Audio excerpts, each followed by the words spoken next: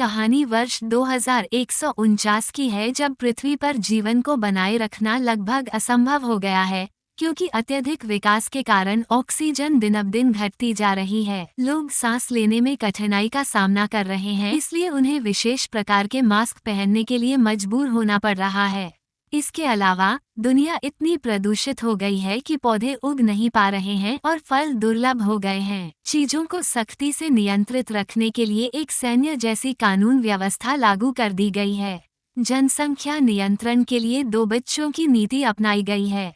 दूसरी ओर वैज्ञानिकों ने भी एक बड़ी सफलता हासिल की है। उन्होंने समय और स्थान के ताने-बाने में एक दरार की खोज की है, जो उन्हें टेरा नोवा तक ले जाती है, जो 85 मिलियन साल पहले की प्रागैतिहासिक पृथ्वी है। सरल शब्दों में कहें तो वैज्ञानिकों ने एक समय का द्वार ढूंढा है, जो उन्हें क्रेटेशियस काल में पहुंचा सकता है, जहां पृथ्वी अब भी हरी भरी है और डायनासोर अभी भी जीवित हैं। सीरीज की शुरुआत में जिम शैनन, जो पेशे से एक पुलिसकर्मी हैं, अपने घर में प्रवेश करते हैं, एक ऑक्सीजन मास्क पहनकर, जो सांस लेने में मदद करता है।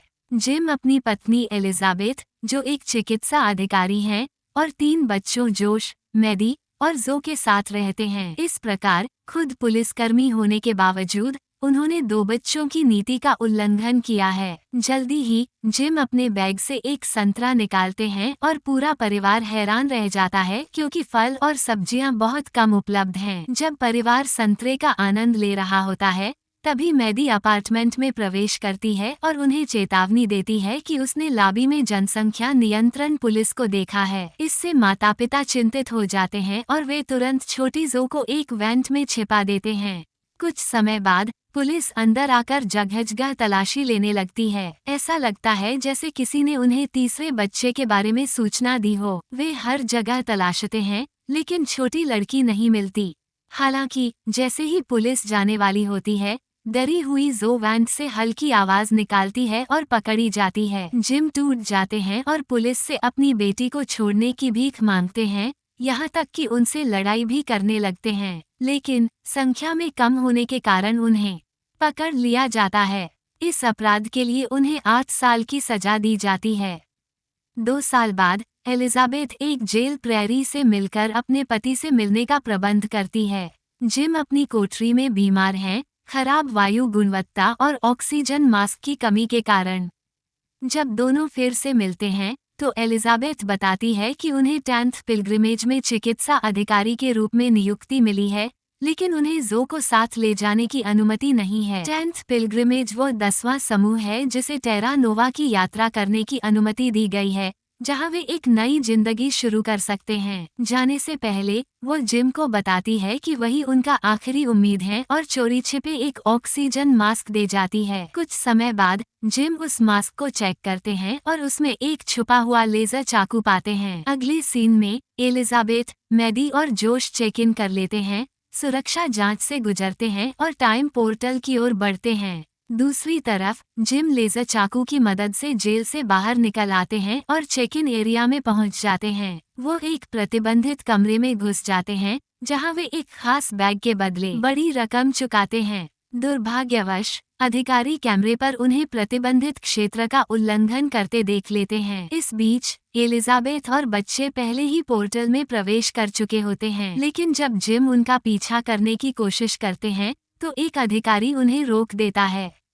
चूंकि टाइम पोर्टल एक तरफा है, जो भी टेरा नोवा पहुंच जाता है, वह वापस नहीं लौट सकता। जिम ये जानते हैं, इसलिए वो अधिकारी को धक्का देते हैं, उसकी बंदूक छीनते हैं और अपने परिवार के पीछे पोर्टल में भाग जाते हैं।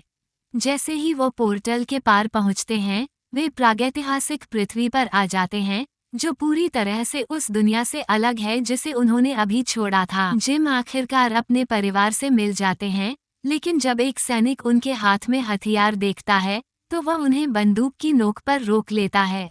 सैनिक फिर जिम के संदिग्ध बैग की जांच करता है और आश्चर्यजनक रूप से उसमें से छोटी जो बाहर निकल आती है। पूरे परिवार को एक साथ देखकर सैनिक उन्हें छोड़ देते हैं। बाद में जब समूह टेरा नोवा की ओर बढ़ता है, तो छोटी जो आसमान की ओर देखकर टिप्पणी करती है। वह कहती है, कि उसने कभी बादलों को इतना सफेद और पेड़ों को इतना हरा नहीं देखा था। पहली बार टेरा नोवा में प्रवेश करने के बाद 10वें पिलग्रिमेज के यात्रियों का स्वागत कमांडर नथानियल टेलर करते हैं, जो सबसे पहले ट्रैवल पोर्टल में प्रवेश करने वाले लोगों में से एक हैं। वो इस जगह का एक छोटा सा परिचय देते हैं और आश्वासन देते हैं कि आज से हर किसी का जीवन बेहतर होने वाला है। इसके बाद वो जिम और एलिजाबेथ का सामना करते हैं और कानून तोड़ने के लिए उन्हें डांटते हैं। हालांकि जब ये जोड़ा एक नई शुरुआत की गुहार लगाता है, तो टेलर उन्हें अपने तीनों बच्चों को साथ रखने की अनुमति दे देते हैं। जिम टेरा नोवा में भी पुलिस की नौकरी करना चाहते हैं, लेकिन उनके इतिहास को देखते हुए टेलर उन्हें कृषि विभाग में भेज देते हैं। इसके बाद परिवार अपने नए घर में बसने लगता है। मैडी और जो अपने नए कमरों के लिए लड़ती हैं, जबकि उनके माता पिता ये सोचते हैं कि क्या उन्होंने टेरा नोवा आने का सही फैसला किया। जैसे ही सभी अपने सामान को व्यवस्थित करने में व्यस्त होते हैं, उन्हें पता चलता है कि जो कहीं गायब हो गई है। बाहर जिज्ञासु जो एक ब्रैकियोसॉर नामक डायनासोर प्रजाति के पास जाती है और उसे कुछ फन खिलाती है। आश्चर्यजनक रूप से वो विशाल शाकाहारी डायनासोर इसे स्वीकार कर लेता है, जिससे छोटी लड़की बहुत खुश हो जाती है। अगले दिन जोश और मैडी ओरिएंटेशन मीटिंग के लिए निकलते हैं। वहां उनका सामना एक अन्य निवासी स्काई और उसके दोस्तों ताशा, मैक्स और हंटर से होता है। परिचय के बाद जोश स्काई के साथ टेरा नोवा को खोजने का फैसला करता है, जबकि मैडी ओरिएंटेशन मीटिंग में भाग लेकर अपने नए घर के बारे में जानने का विकल्प चुनती है। कुछ देर बाद स्काई और उसके दोस्त जोश को जंगल में ले जाते हैं। वे एक खूबसूरत झरने के पास पहुंचते हैं और उसमें कूद जाते हैं। झरने के पास स्काई जोश को कुछ चट्टानें दिखाती है, जिन पर सुनहरे रंग के चिन्ह खुदे होते हैं। चूंकि टेलर ने इस इलाके में किसी के आने पर पाबंदी लगाई हुई है, स्काई जोश से वादा लेती है कि वो इन पत्थरों के बारे में किसी से नहीं कहेगा। दूसरी ओर चिकित्सा क्षेत्र में एलिजाबेथ एक मरीज का इलाज कर रही होती है, जिसके चारों ओर अधिकारी खड़े होते हैं। वो सोचती है कि इस मरीज को सुरक्षा की जरूरत क्यों है। तभी एक अधिकारी उसे बताता है कि यह मरीज सिक्सर्स का सदस्य है। सिक्सर्स एक विद्रोही समूह प्रतीत होते हैं, जिन्होंने खुद को टेरा नोवा से अलग कर लिया है। उनका मुख्य उद्देश्य कमांडर टेलर को गिराना और मुख्य कॉलोनी से सभी संसाधनों को लूटना है। अचानक वो मरीज अपने बिस्तर से कूदकर एलिजाबेथ को लेजर चाकू से जान से मारने की धमकी देता है। वो उसे बंधक बनाकर अधिकारियों को अपने हथियार फेंकने के लिए मजबूर करता है और फिर वहां से भाग निकलता है। बाहर जिम उस व्यक्ति को संदिग्ध रूप से व्यवहार करते हुए देखता है और उसका पीछा करता है। जल्द ही वो व्यक्ति टेलर पर हमला करने की कोशिश करता है, लेकिन जिम सफलतापूर्वक उसे रोक लेता है। जिम समझता है कि टेरा नोवा में केवल स्वर्ग जैसा माहौल नहीं है, इसलिए वो टेलर से उस व्यक्ति और उसकी हत्या की कोशिश के बारे में स्पष्टीकरण मांगता है। हालांकि टेलर सभी के सामने कुछ नहीं कहता और जिम को अपने वाहन में सवारी के लिए आमंत्रित करता है। दोनों फिर से उसी झरने पर पहुंचते हैं, जहां टेलर सिक्सर्स के बारे में बताने लगता है। वो बताता है कि सिक्सर्स छठे पिलग्रिमेज के साथ गुप्त रूप से हथियारों की एक खेप लेकर आए थे। हालांकि टेलर भी नहीं जानता कि यह समूह उसे क्यों गिराना चाहता है। इसके बाद टेलर जिम की बहादुरी की तारीफ करता है और उसे टेरा नोवा की सुरक्षा टीम में शामिल होने का प्रस्ताव देता है। जैसे ही दोनों बातचीत कर रहे होते हैं, वे देखते हैं कि सिक्सर्स का एक समूह कॉलोनी की ओर बढ़ रहा है। बिना समय गंवाए वे सिक्सर्स का पीछा करने लगते हैं, लेकिन जल्द ही महसूस करते हैं कि वे वास्तव में दो कार्नोटोरस मांसाहारी डायनासोर की एक प्रजाति से भाग रहे हैं। टेलर और उसकी टीम किसी तरह से उन डायनासोरों को पीछे हटाने में कामयाब हो जाती है, लेकिन उन्हें अब भी अपने दुश्मनों का सामना करना है। मीरा, जो सिक्सर्स की नेता है, अपने वाहन से बाहर आती है और बातचीत शुरू करती है। वो बताती है कि वो काटा उसी व्यक्ति की रिहाई के लिए आई है जिसने टेलर को मारने की कोशिश की थी। फिर वो एक बड़े बॉक्स में उल्कापिंड से प्राप्त लोहे का एक दुर्लभ तत्व पेश करती है और काटा के बदले उसे देने का प्रस्ताव रखती है। ये तत्व बहुत मूल्यवान होता है, इसलिए टेलर शर्तें मानकर काटा को रिहा कर देता है। दूसरी ओर जंगल में जोश, स्काई और उनके दोस्त जंगली फलों से शराब बनाने लगते हैं। जब वे मजे कर रहे होते हैं, तभी एक जोरदार गर्जना सुनाई देती है। स्काई बताती है कि यह एक एकेरैप्टर है, जिसे स्लैशर भी कहा जाता है। ये डायनासोर प्रजाति अपने रंगीन पंखों और चाबुक जैसी पूंछ से इंसान को बीच में काटने की क्षमता रखती है, लेकिन स्काई जोश को आश्वस्त करती है कि स्लैशर ज्यादातर रात में शिकार करते हैं। अचानक एक और जोरदार आवाज सुनाई देती है, जिससे वे अपने वाहन की ओर लौटने का फैसला करते हैं। हालांकि जल्द ही उन्हें कुछ खतरनाक स्लैशर्स देख लेते हैं। समूह किसी तरह सिक्सर्स द्वारा छोड़े गए एक बख्तरबंद वाहन में शरण लेने में सफल हो जाता है, लेकिन तब तक कई स्लैशर्स ने उन्हें घेर लिया होता है। हमले में ताशा, मैक्स और हंटर गंभीर रूप से घायल हो जाते हैं। कॉलोनी में टेरा नोवा सुरक्षा टीम को किशोरों के छिपकर जाने की फुटेज मिलती है। सबसे बुरे की आशंका के चलते जिम, एलिजाबेथ और कुछ सैनिक बच्चों को बचाने के लिए जंगल की ओर जाते हैं। सौभाग्य से वे सही समय पर समूह को ढूंढ लेते हैं और कुछ उन्नत मशीनों का उपयोग कर डायनासोर को डरा कर भगा देते हैं। इस करीबी मुलाकात के बाद वे वापस टेरा नोवा लौट जाते हैं। बाद में स्काई टेलर से उसके आवास पर मिलने जाती है और यात्रा शुरू करने के लिए माफी मांगती है। बातचीत के दौरान हमें पता चलता है कि स्काई एक अनाथ है, जिसके पिता टेलर के अधीन काम करते थे। उसके दोनों माता पिता कुछ साल पहले बुखार के कारण मारे गए थे। एक दिन टेरा नोवा के सैनिकों का एक समूह जंगल में कुछ आपूर्ति लेने जाता है। हालांकि उन पर कुछ अज्ञात प्राणियों द्वारा हमला किया जाता है और उन्हें बेरहमी से मार दिया जाता है। इस बीच जोश, मैडी और जो एक सर्वाइवल सेमिनार में भाग लेते हैं, जिसे लेफ्टिनेंट एलिसिया वाशिंगटन द्वारा सिखाया जाता है, जो टेलर की दूसरी कमांडर है। मैडी एक होशियार बच्ची है और लेफ्टिनेंट द्वारा पूछे गए अधिकांश सवालों का उत्साह से जवाब देती है।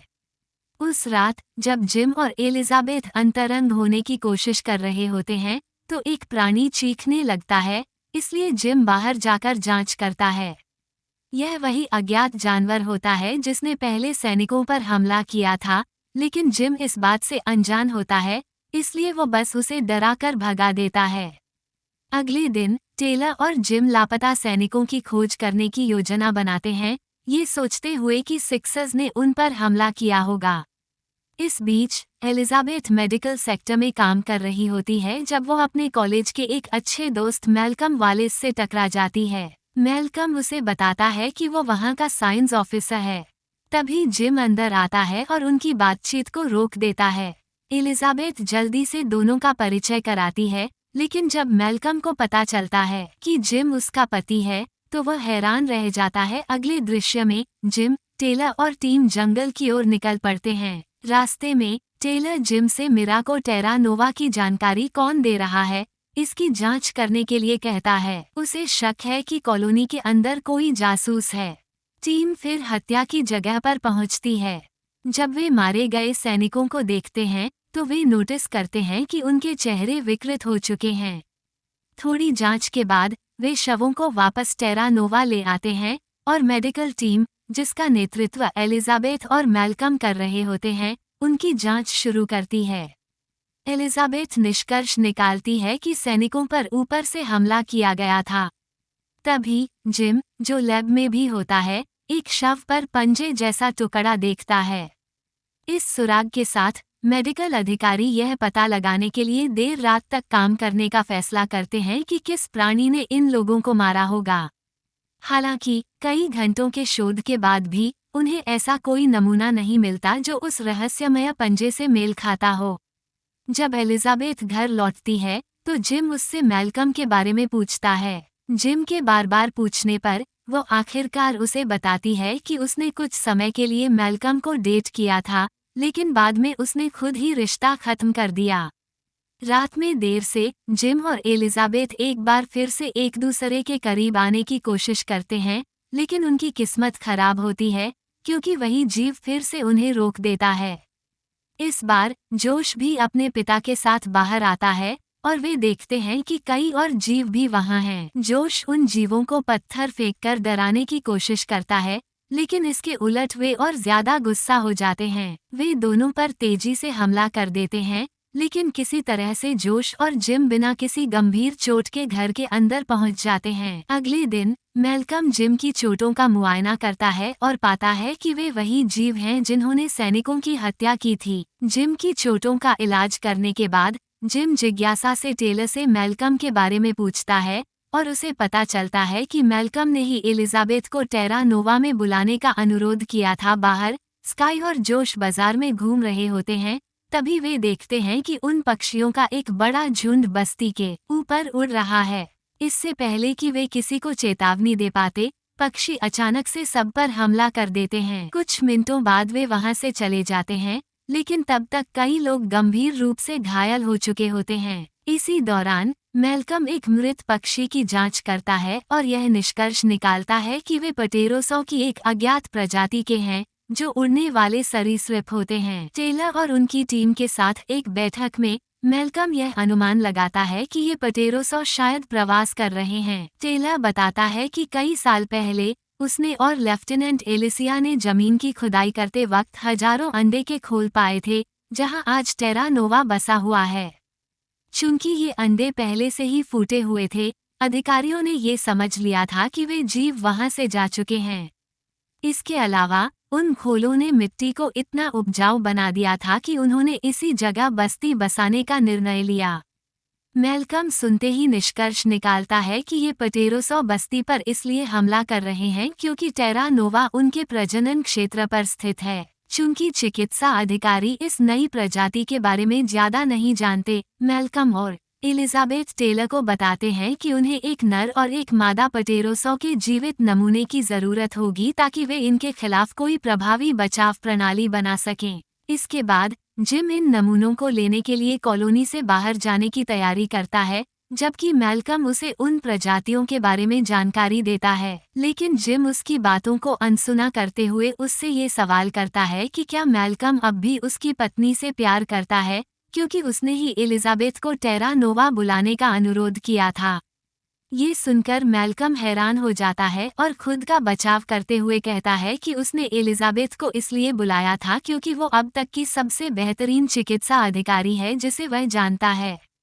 कुछ समय बाद जिम दोनों नमूनों के साथ वापस लौटता है। इन जीवों का अध्ययन करने के बाद मैल्कम और एलिजाबेथ पता लगाते हैं कि ये पटेरोसॉ एक बेहद शक्तिशाली फेरोमोन का उत्पादन कर सकते हैं, जिसका इस्तेमाल पूरे पटेरोसॉ झुंड को कॉलोनी से दूर किसी अन्य स्थान पर ले जाने के लिए किया जा सकता है ताकि वे वहां प्रजनन कर सकें। जैसे जैसे और पटेरोसॉ बस्ती पर हमला करते रहते हैं, टेलर सुरक्षा टीम को पूरे कॉलोनी में तैनात करने का आदेश देता है। मार्क रेनॉल्ड्स, जो एक युवा सिपाही है और जिसे मैडी पर साफ तौर पर दिलचस्पी है, उसकी सुरक्षा के लिए उसके घर आता है। दूसरी तरफ जोश भी स्काई को लाता है ताकि वह भी उन खतरनाक जीवों से महफूज रह सके। कुछ ही देर बाद पटेरोसॉ नामक विशालकाय उड़ने वाले जीवों का एक झुंड बस्ती पर हमला कर देता है और भारी तबाही मचाता है। इन जीवों में से कुछ जिम के घर में एयर डक्ट्स के जरिए घुस जाते हैं। मार्क, जो कि एक सैनिक है, उन्हें डराने की कोशिश करता है, लेकिन वह खुद बेहोश हो जाता है। इसके बावजूद जोश और उसकी टीम बहादुरी से लड़ते हैं और इन जीवों को कुछ देर के लिए रोकने में कामयाब हो जाते हैं, जब तक कि वे खुद को एक दूसरे कमरे में बंद नहीं कर लेते। इसी बीच मेडिकल लैब में एलिजाबेथ और मैल्कम आखिरकार फेरोमोन तैयार कर लेते हैं। अब उनका काम है पटेरोसॉ को बस्ती से दूर ले जाना। कमांडर टेलर इस मिशन के लिए खुद आगे आते हैं और जिम भी उनके साथ हो जाता है। दोनों तैयार होकर एक गाड़ी में निकलते हैं जो फेरोमोन का छिड़काव करती है। हैरानी की बात यह है कि उनकी योजना काम कर जाती है। हालांकि टेलर और जिम को हल्की चोटें आती हैं, फिर भी वे पटेरोसॉ के पूरे झुंड को टेरा नोवा से दूर ले जाने में सफल हो जाते हैं। एपिसोड के अंत में बस्ती के सभी लोग अपने घरों से बाहर निकलते हैं और अपनी सामान्य जिंदगी की ओर लौट आते हैं। देखने के लिए धन्यवाद। एपिसोड 2 के कमेंट करें।